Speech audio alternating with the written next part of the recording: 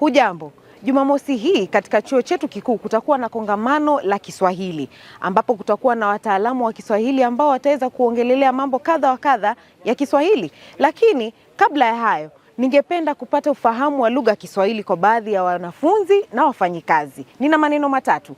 La kwanza ni kichokono, la pili ni salata, neno la tatu ni kicharazo. Lakini wajua maana ya maneno haya? Kichokono kwa lugha ya Kimombo ni toothpick, kicharazio ni keyboard, na neno la tatu salata. Salata yamaanisha mtu anayependa au analeta vurugu kati ya wenzake. Njoo nami. Kichokonoa ni staff fulani ambao tunatumia kutoa uchafu kwa masikio.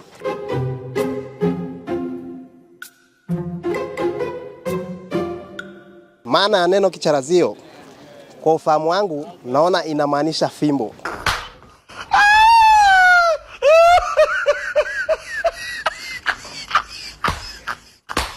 Kicharazio, kucharazwa. Kicharazio ni kifaa cha kucharaza.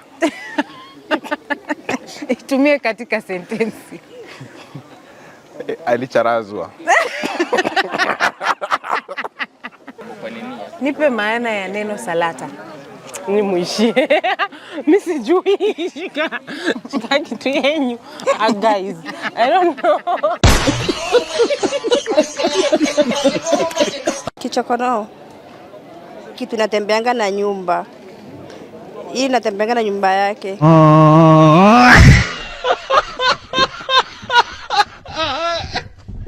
Kichokono ni toothpick kwa Kiingereza, kile ambacho kinatumika kutoa uchafu kwa meno wakati ambapo mtu amemaliza kula au kuna kitu imemshika katika jino lake. Kila kukicha tosema Kiswahili kitukuzwe. Hivyo basi ungana nasi Jumamosi hii katika Chuo Kikuu cha Tharaka upate fursa ya kuungana na magwiji wanaozungumzia masuala ya Kiswahili na elimu ya CBE. Majadiliano haya yatakujia moja kwa moja katika mitandao yetu ya kijamii na pia pale katika stesheni ya Radio Maisha. Tharaka University, elimu ni uhuru.